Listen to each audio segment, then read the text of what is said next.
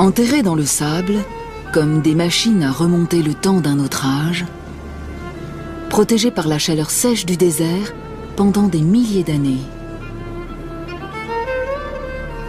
Les tombes de l'antique aristocratie égyptienne vont sortir de l'oubli.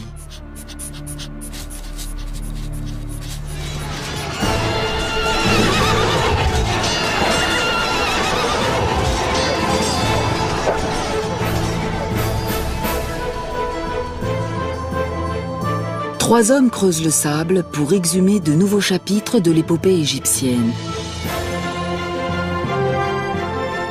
À eux trois, ils vont retrouver les histoires des nobles qui ont servi leur roi et la grandeur de l'Égypte.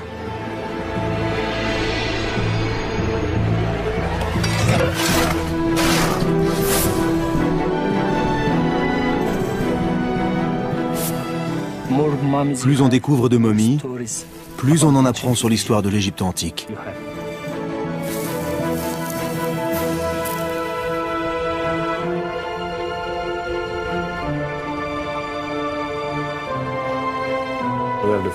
Il y a une grande affection, et peut-être même plus, entre le roi et sa nourrice.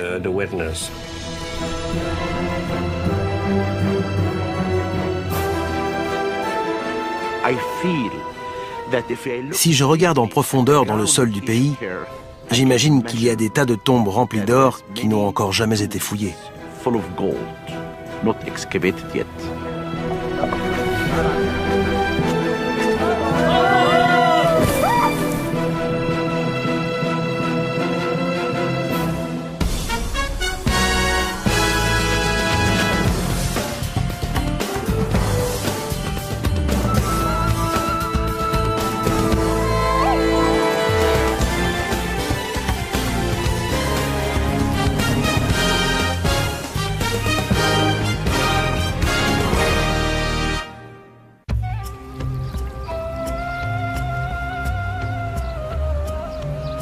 La première grande civilisation du monde naquit sur les rives du Nil.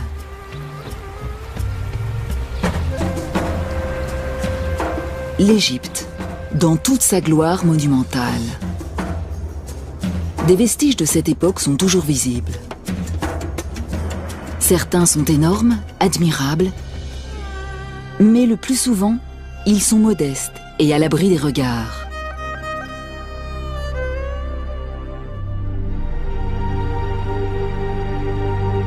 Tout ceci aurait disparu sans laisser la moindre trace si les Égyptiens n'avaient pas été obsédés par la mort et par la préservation de ce qui avait été vivant.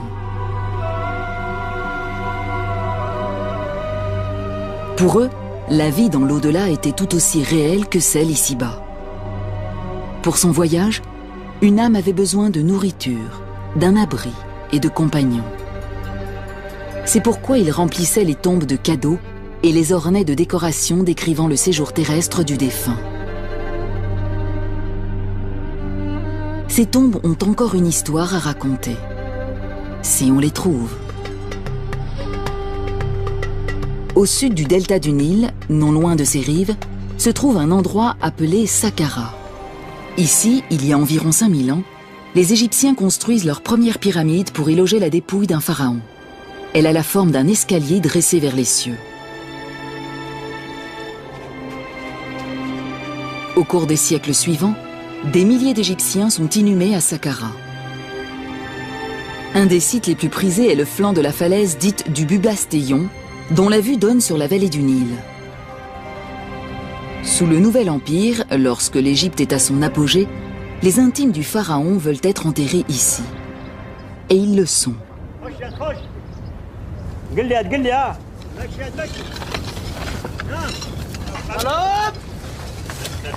Aujourd'hui, on les exhume. Alain Zivy, égyptologue au CNRS et responsable de la mission archéologique française du Bubastéon, supervise ces fouilles depuis 1986. Si quelqu'un m'avait dit, il y a des années, que je passerais plusieurs mois ici, même plusieurs années au total, je ne l'aurais pas cru. Parfois, je me demande ce que je fais à jouer dans le sable, parce que je ne suis plus vraiment un gamin. Mais j'ai compris que je faisais ce dont je rêvais.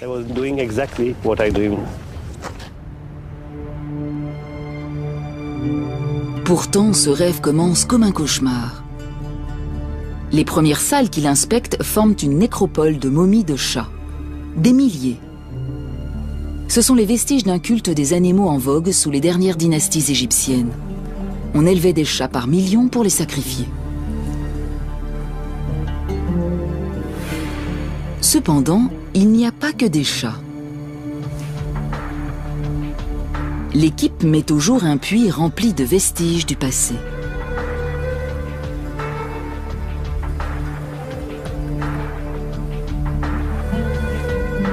En creusant, les hommes découvrent un premier niveau, puis un autre, et encore un autre.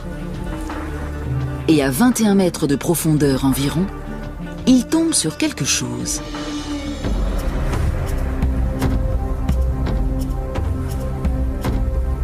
Parmi les gravats, ils trouvent tous les signes montrant qu'après des années de déblaiement, ils sont enfin dans une chambre funéraire. Parmi ces objets se trouve un vase canope utilisé pour recueillir les entrailles et les organes vitaux. Et son couvercle. Ce vase est en albâtre, mais une partie de ce qu'il trouve est en or.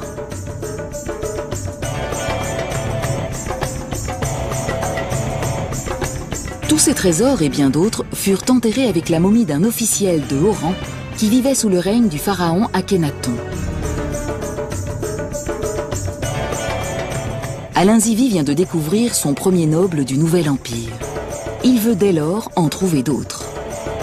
Son équipe se met au travail à l'intérieur même de la falaise.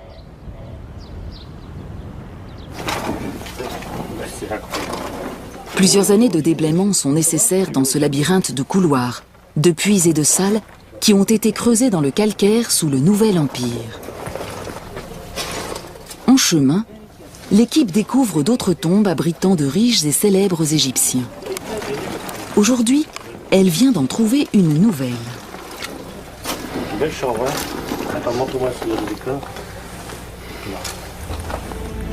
Chaque salle est source d'enseignement, même si toutes ne sont pas ornées d'écrits. Celle-ci, en revanche, regorge de hiéroglyphes. Il y avait du sable, j'avais une petite lampe sur moi et j'ai vu la dame. La dame. Son portrait court sur les murs de sa chapelle où amis et parents venaient l'honorer. Mais son corps a dû être inhumé plus en profondeur. En nettoyant les murs, les archéologues découvrent de plus en plus de représentations de la dame. Tout semble démontrer qu'il s'agissait d'une femme influente. Très rapidement, j'ai compris qu'il s'agissait bien de la tombe d'une femme. Cet endroit est immense. C'est vraiment exceptionnel. Elle a donc dû bénéficier de la faveur du roi. De plus, elle avait de nombreux titres intéressants qui montrent qu'elle était très appréciée. J'ai donc cherché son nom et je l'ai trouvé ici. La nourrice royale ayant alimenté le corps du dieu. Alain Zivie traduit ce nom par Maya. Et bien vite, il découvre la raison d'un statut aussi élevé. Sur une image, Maya est représentée face à un jeune homme efféminé portant la coiffure d'un pharaon. Voici le dieu qu'elle a nourri au sein. Et ce dieu n'est autre que le pharaon Toutankhamon.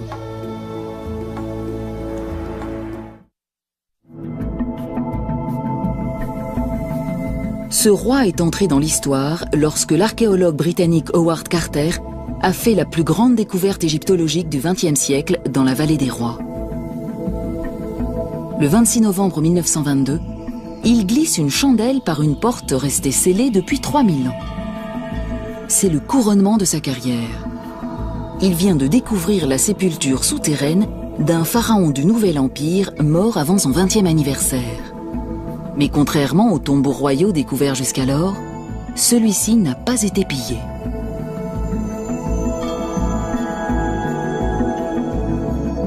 Salle après salle, il découvre des montagnes de trésors qui dépassent l'imagination.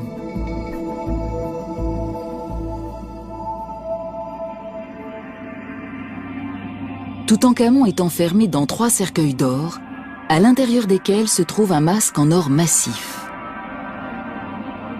Une statue d'or du jeune souverain se trouve non loin.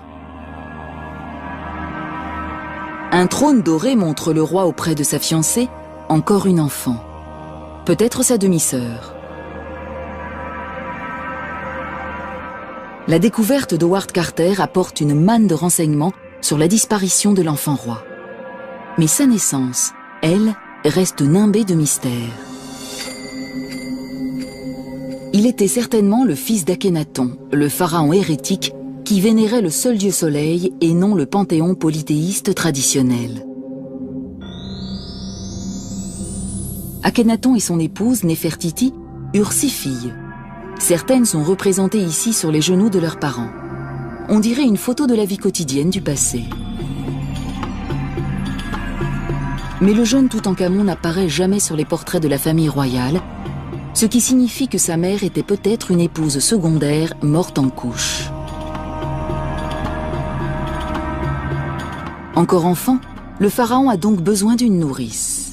Et apparemment, il en a trouvé une, la dame Maya, qui appartenait presque à coup sûr à son cercle intime.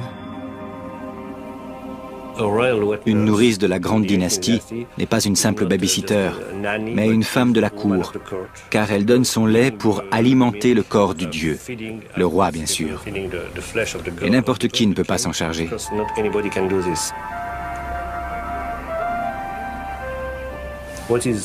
Ce qui est fantastique, c'est ce sentiment d'amour entre ces 2 individus, plus particulièrement de la femme envers le roi. Il y a une grande affection, et peut-être même plus, entre le roi et sa nourrice.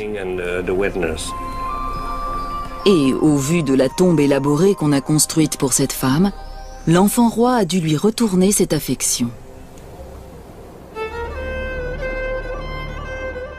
S'il y a plus d'Égyptiens de la noblesse enterrés près du Nil que n'importe où ailleurs, les personnes qui servaient le pharaon aux confins de l'Empire ont elles aussi eu besoin de tombeaux, même si elles étaient en poste au milieu du désert.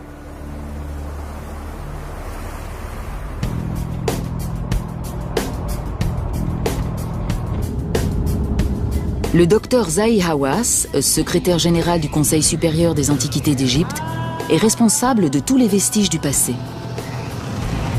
Il se rend à l'oasis de Baharia, à 5 heures de route du Caire.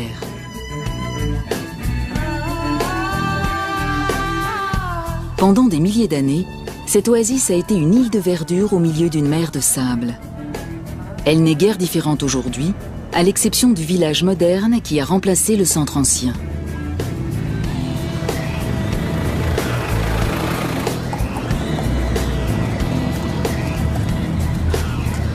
Environ 7 siècles après Toutankhamon, au début du déclin de l'Empire égyptien, c'était un centre agricole prospère. Il y avait donc suffisamment d'argent pour faire construire de riches tombeaux.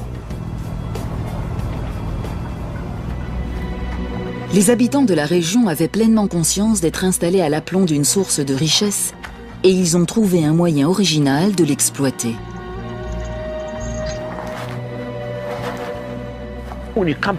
Quand vous arrivez dans un village comme celui-ci, vous entendez des rumeurs. S'il y a une tombe, il y a un trésor, de l'or. Ces bruits passent d'une personne à l'autre, prennent de l'ampleur, et c'est pourquoi les gens veulent construire leur maison au-dessus des trésors des pharaons.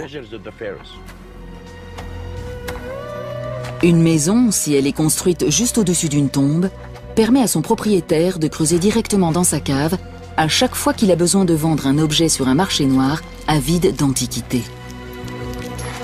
Cette pratique perdure encore aujourd'hui, et Zahi Hawass veut y mettre un terme. Il a donc fait un choix qui prête à controverse, détruire certains logements.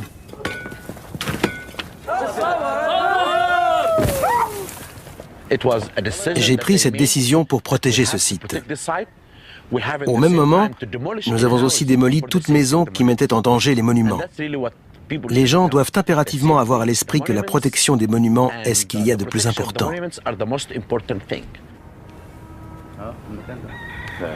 Les fouilles sous le village moderne continuent de mettre au jour des objets remontant au dernier temps de l'histoire égyptienne, au moment où la Grèce prenait son essor.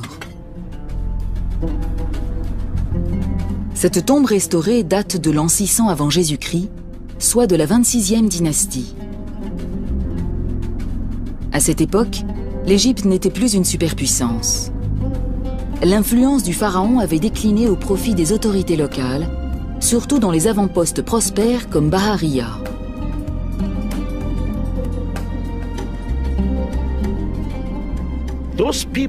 Ces gens pouvaient faire construire de belles tombes, car ils étaient riches. Si vous regardez la taille des sépultures et les scènes représentées, vous constatez qu'elles sont à la hauteur de n'importe quelle tombe de la vallée des rois. Une des sources de la richesse de Bahariya était un vin de date dont le monde méditerranéen était friand.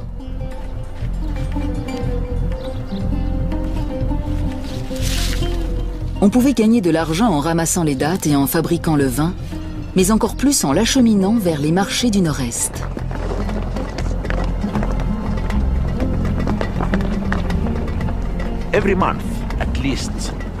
Au moins une fois par mois, une grande caravane de mules parcourait les 320 km qui séparent Bahariya de la Moyenne-Égypte. C'était un voyage difficile, mais il faut bien se dire qu'à l'arrivée, c'était la fortune.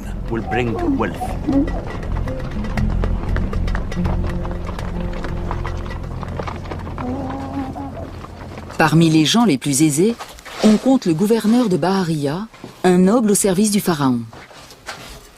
Sa tombe a été découverte en 1999. Les inscriptions qui ornent ses murs offrent de nouvelles perspectives quant au rôle que jouait un administrateur de province au moment de la chute de l'Empire. Celui-ci se considérait de toute évidence comme l'égal du pharaon.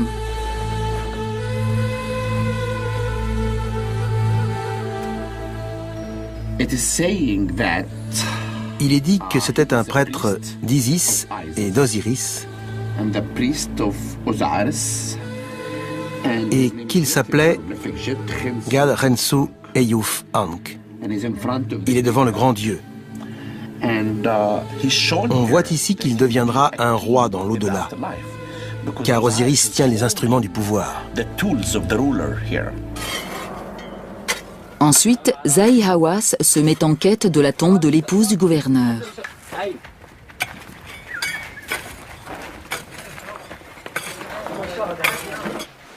Mais à l'intérieur de la sépulture, il fait une découverte qui l'inquiète.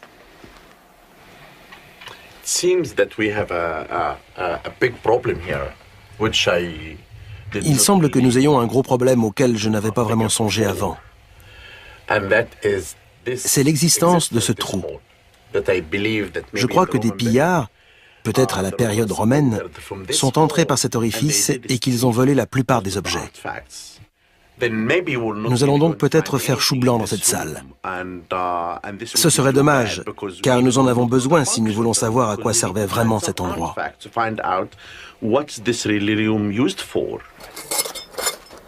Mais les voleurs ne prennent pas toujours tout quand ils pillent une tombe, surtout si les objets sont apparemment sans valeur. De l'albâtre. Les efforts de Zahi Hawass sont récompensés.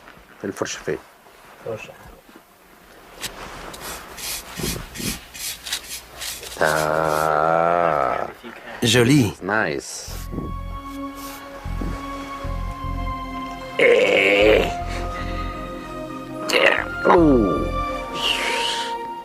C'est un canope. C'est le couvercle d'un vase qu'on enterrait en général avec la momie. Pour un voleur, ça n'avait aucun intérêt. Mais pour le docteur Hawass, c'est le signe qu'il est peut-être tout près de trouver la femme du gouverneur.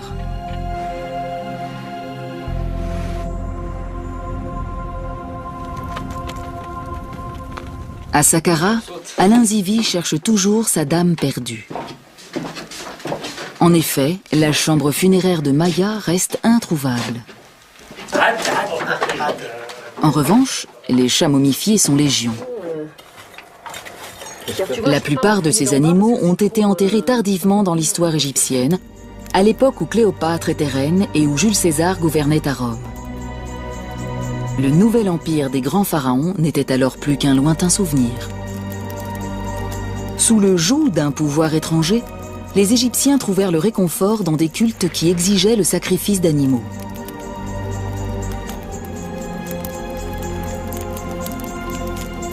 Un des plus populaires était dédié à Bastet, la déesse chatte.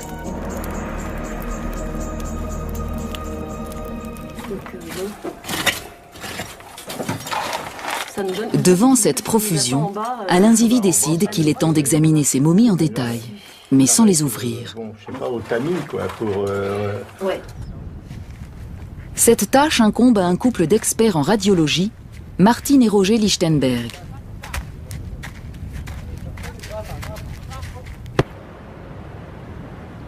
Tout d'abord, les rayons X nous montrent comment ces chats ont été mis à mort. Celui-ci a un très beau crâne. Il n'a pas été abîmé. Il n'est pas mort d'un coup sur la tête. On lui a tordu le cou. Vous voyez ? Le culte de Bastet a connu son heure de gloire dans les années qui ont suivi la conquête de l'Égypte par Alexandre le Grand, au IVe siècle avant Jésus-Christ.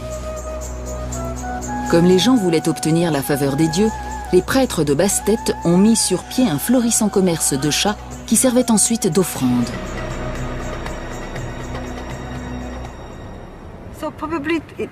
C'est un gros chat. Mais les plus gros, on n'osait pas leur briser les cervicales. On leur assénait un coup sur la tête. C'était un bel animal, regardez. Après sa mise à mort, le chat subissait le rituel de momification traditionnel. Les prêtres embaumaient son cadavre et l'enroulaient de lin.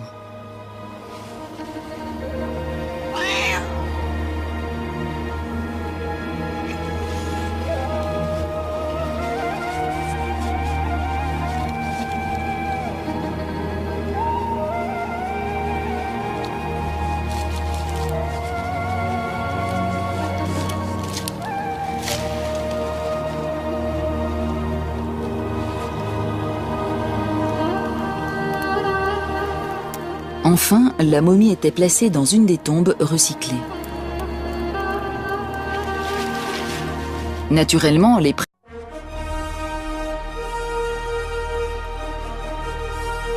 prêtres effectuaient tout ce travail en échange d'une rétribution, et normalement, les clients obtenaient le service pour lequel ils avaient payé.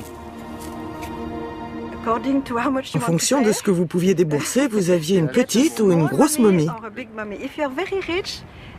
Si vous étiez très riche et que vous teniez vraiment à plaire à la déesse, vous achetiez une grande quantité de chats.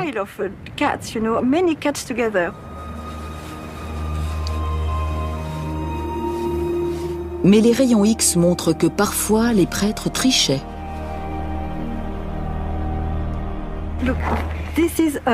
C'est une momie de petite taille, mais surtout elle n'est pas complète. Ils n'ont mis qu'un os à l'intérieur. Le corps n'est pas complet, n'est-ce pas? C'est un tas d'os. Oui. Et un quart des momies que nous avons trouvées sont fausses. Il n'y a rien à l'intérieur des bandes. Ces prêtres étaient-ils des escrocs? Y a-t-il eu une pénurie de chats? Mystère.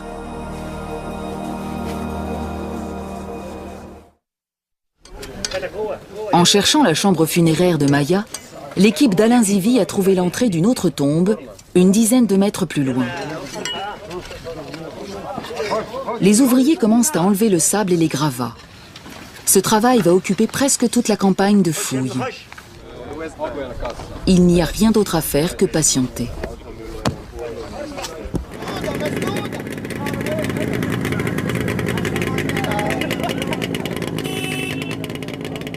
À 320 km à l'ouest, à Bahariya, la recherche de l'épouse du gouverneur arrive à son terme.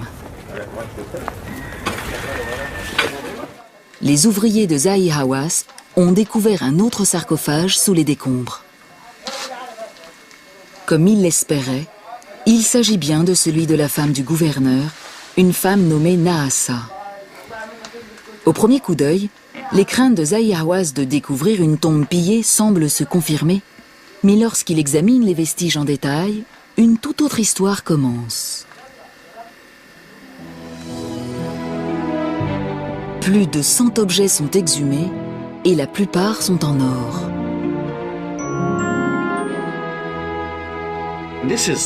Voici une partie du trésor qu'on a trouvé. Il est superbe. Prenez ceci, on les mettait sur les ongles, comme ceci.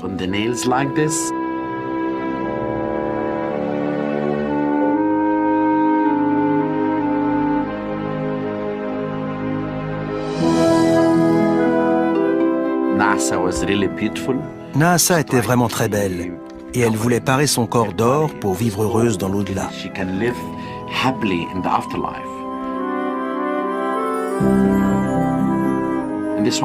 Ici, on a trouvé de superbes pièces comme celle-ci. Certaines ont même la forme d'un scarabée. Ceci aussi est intéressant. Les embaumeurs ouvraient le flanc et commençaient par retirer toutes les viscères. Ils recouvraient ensuite l'incision de la momification avec une feuille d'or comme celle-là. Superbe. Celle-ci, qui est plus lourde, se mettait sous la langue.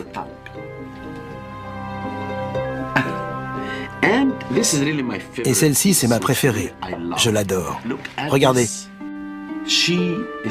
Elle a mis le nom du roi sur son cœur parce qu'il est le protecteur de l'Égypte.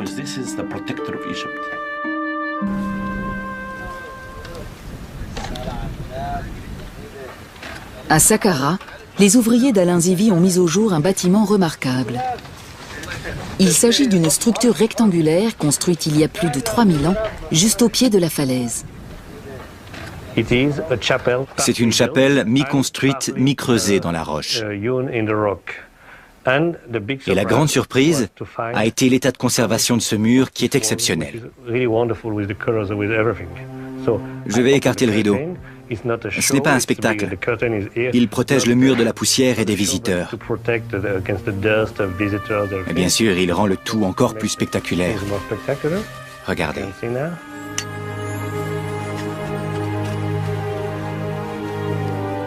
Pardon? Une grande partie de la chapelle est ainsi. C'est merveilleux.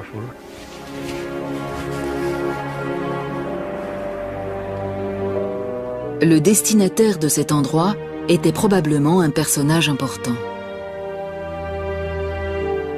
La salle est vaste, même en vertu des normes égyptiennes, et on n'a pas lésiné sur sa décoration. Sur chaque mur, des peintures, des gravures et des inscriptions confirment que cette sépulture a appartenu à un noble fortuné du Nouvel Empire. On lui avait préparé un festin pour satisfaire sa faim dans l'au-delà. Et des serviteurs exécutaient ses moindres désirs.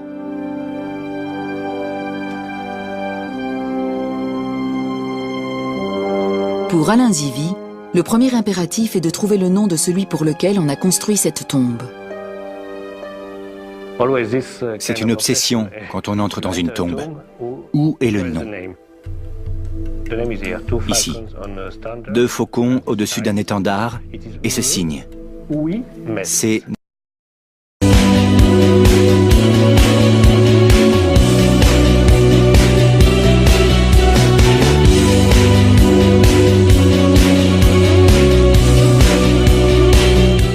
Netcherwimès. Comment le lire?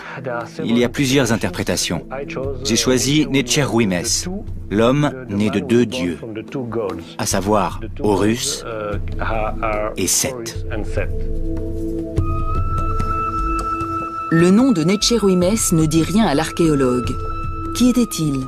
Quel service effectuait-il pour le compte du pharaon? On retrouve le nom de Netcherwimès ici et là. D'autres inscriptions sur une colonne effondrée laissent supposer que c'était un homme cultivé, influent et lettré. Il y a de nombreux épithètes. Homme de sagesse, l'homme qui sait parler, qui sait écrire.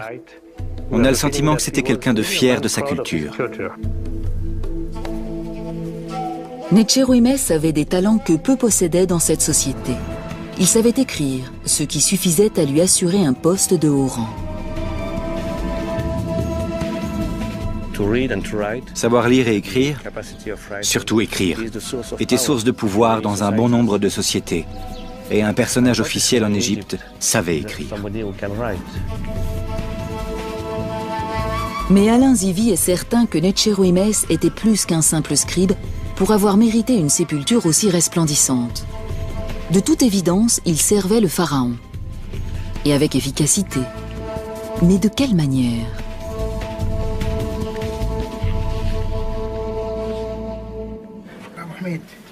Pendant que le Français planche sur cette question, les fouilles continuent à l'autre bout de la chambre. Je crois que c'est bon. L'ingénieur Pierre Veillat doit faire la différence entre les pierres d'origine et les rochers ajoutés par la suite pour boucher les trous. Pas très solide. Tous sont parfaitement conscients que des tonnes de calcaire sont amassées au-dessus de leur tête. Le travail avance lentement. Chaque rocher doit être retiré à la main.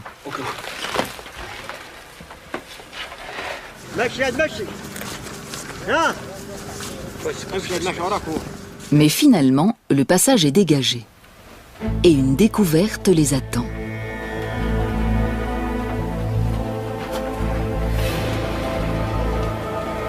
Il s'agit d'une statuette du pharaon que Necheruimès a servi, un roi qui a laissé son empreinte sur l'histoire de l'Égypte. Ramsès II. Il dirige l'Égypte pendant plus de 60 ans, donne naissance à près d'une centaine d'enfants et préside aux plus grands travaux de l'histoire de son empire, entre autres à Luxor et à Abou Simbel.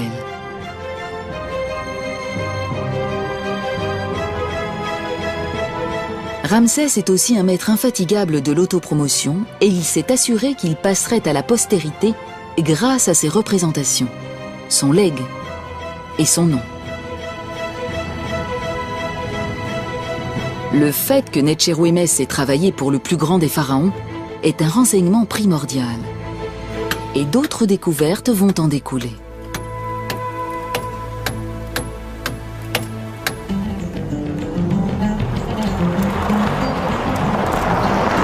Dans les faubourgs de l'oasis de Bahariya se trouve un cimetière gréco-romain découvert en 1996 par Zahi Hawass et son équipe.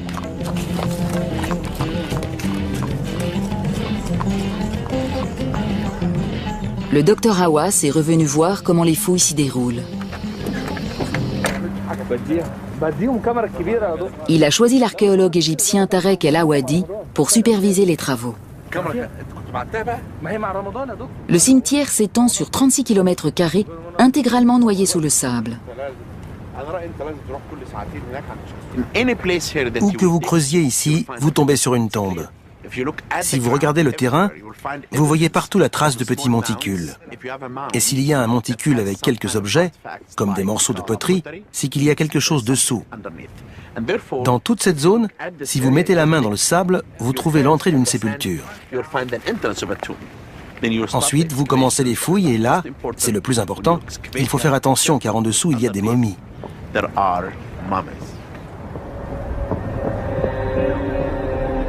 Ce cimetière a été découvert par hasard.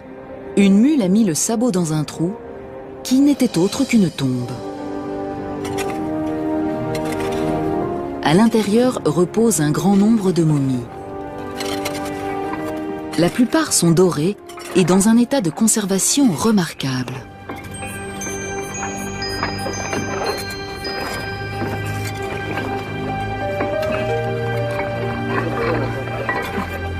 Le docteur Hawass a autorisé une recherche à grande échelle et on a trouvé de plus en plus de momies d'or.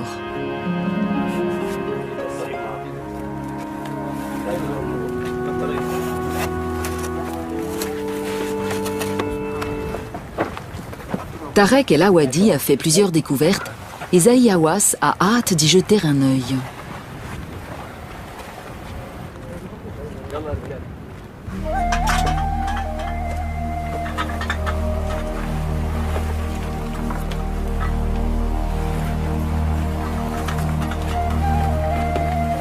Cette tombe a de toute évidence été visitée par des pillards qui ne se sont pas contentés d'un simple vol.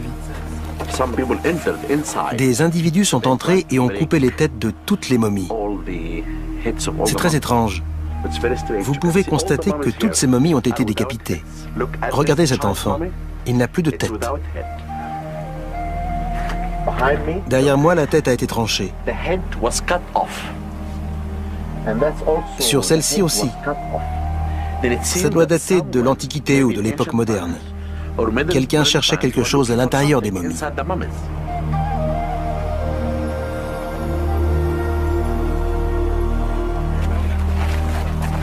Pourtant, même cette profanation est source d'enseignement. Pour Tarek El Awadi, cette décapitation est peut-être le résultat d'une querelle entre deux familles. Même les cadavres des enfants ont été décapités pour venger une querelle oubliée depuis longtemps.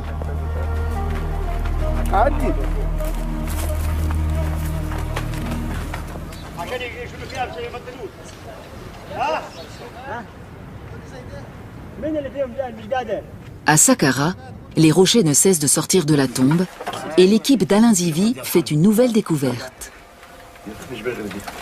Derrière la statuette de Ramsès, et fixée à cette dernière, il y a une autre statue. Surplombant le minuscule pharaon se trouve la tête grandeur nature d'une vache, la déesse Hathor. L'archéologue est aux anges.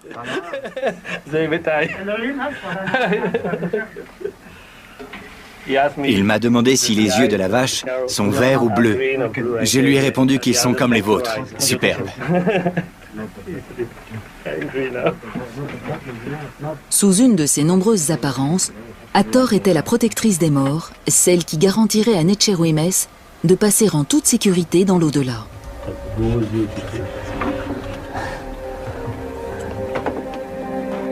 Sa présence ici confirme l'hypothèse d'Alain Zivi, selon laquelle le mystérieux Netchérouïmès a joué un rôle politique d'importance lors du règne du grand pharaon.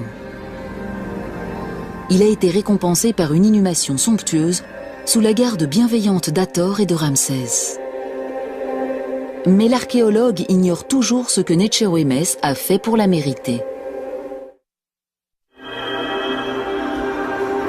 En quête d'indices, Alain Zivi se rend dans l'ancienne capitale égyptienne, Thèbes.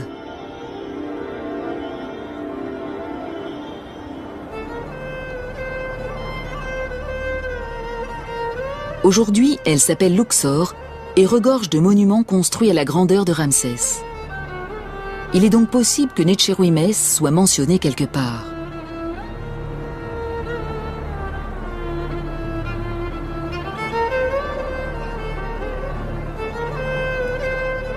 Les murs se souviennent encore des hauts faits du grand Ramsès, surtout de ses victoires militaires. Il s'agit toujours de batailles, de guerres, de combats. C'est l'histoire de l'humanité. Chaque guerre nécessite un ennemi. Et quand Ramsès devient pharaon, le plus grand adversaire de l'Égypte, c'est l'empire hittite. Le jeune souverain décide d'affronter les Hittites sur leur propre terrain.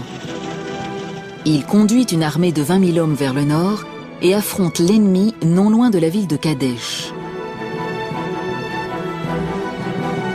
C'est une des premières batailles de l'histoire dont il subsiste des comptes rendus détaillés.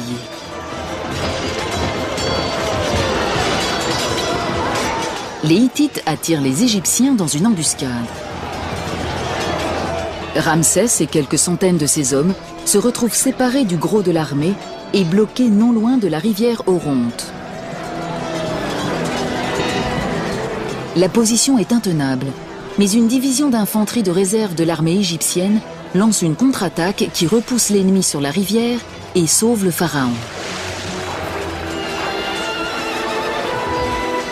Ramsès rentre en Égypte et répand aussitôt la nouvelle de son éclatante victoire.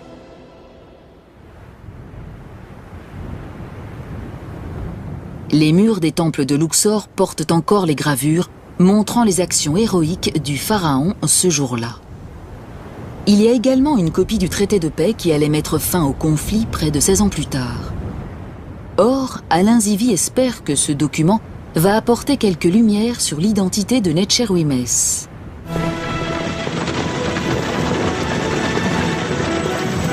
Les négociations, longues et chaotiques, se soldent finalement par un accord. Et le traité de paix en explique les termes. 3 légats égyptiens rencontrent 3 diplomates hittites pour rapporter une copie de ce traité dans la capitale égyptienne.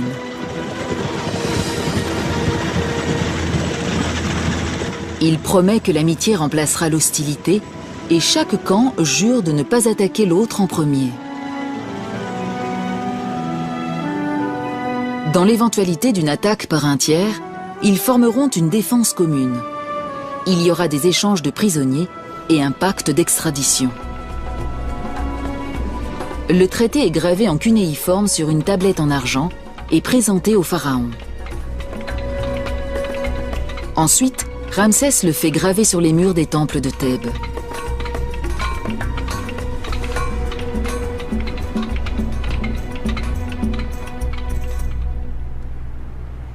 Alain Zivie essaye de déchiffrer le nom de l'homme qui dirigeait l'équipe de négociation et qui a rapporté le traité au pharaon.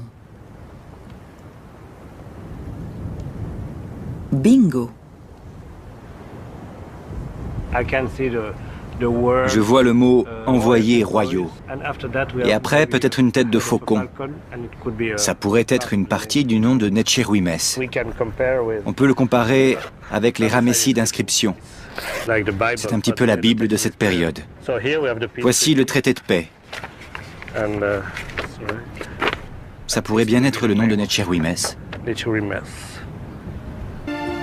2 faucons au-dessus d'un étendard. Necherwimès, l'homme qui a conclu la paix entre les 2 grands empires et qui en a été récompensé avec largesse dans l'au-delà. C'est un personnage historique.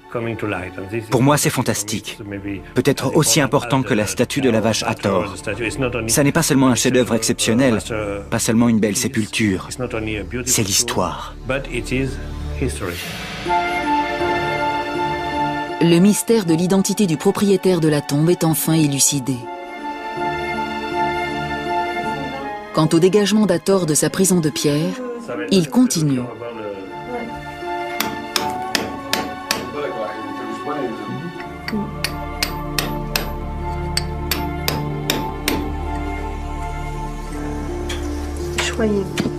Anne Liéget injecte un adhésif dans la pierre pour préserver la fine couche de peinture vieille de 3000 ans.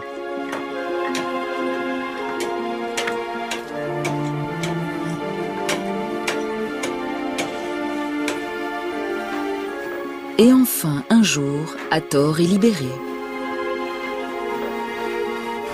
Pour Alain Zivie, cette campagne de fouilles est terminée. Une nouvelle tombe a été découverte et a retrouvé sa splendeur d'antan. Un autre sujet du roi a été identifié grâce au cadeau qu'il a emmené dans l'au-delà.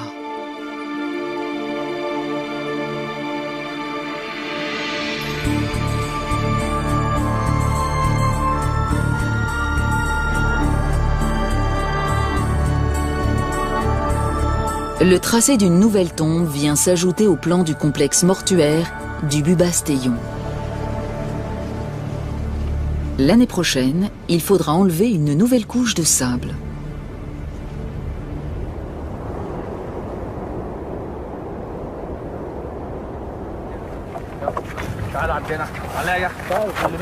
À Barahia, Tarek El Awadi a découvert une autre tombe. Zahi Hawass est là pour l'inspecter.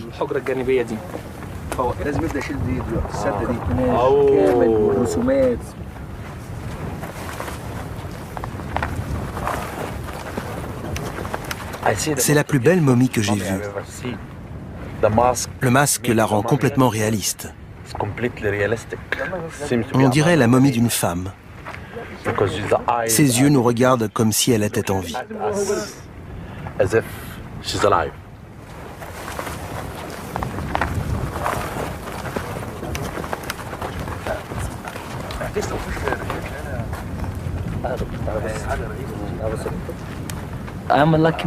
J'ai de la chance d'avoir trouvé cette sépulture. C'est incroyable.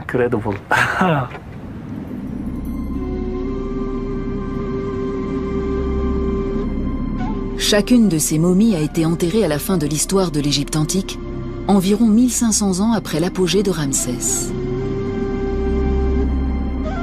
Cette civilisation qui avait duré 3000 ans était presque arrivée à son déclin. Mais même si la culture qui avait uni cette terre et ce peuple s'estompait, l'obsession de la mort et de l'au-delà chez les Égyptiens était toujours aussi forte.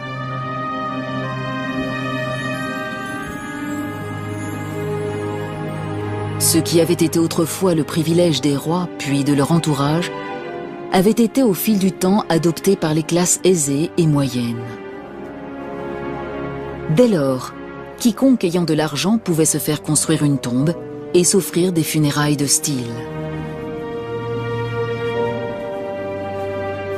La plupart des tombes dans lesquelles leurs corps ont été déposés sont toujours sous le sable. Chacune d'elles a une histoire à raconter et attend patiemment d'être découverte.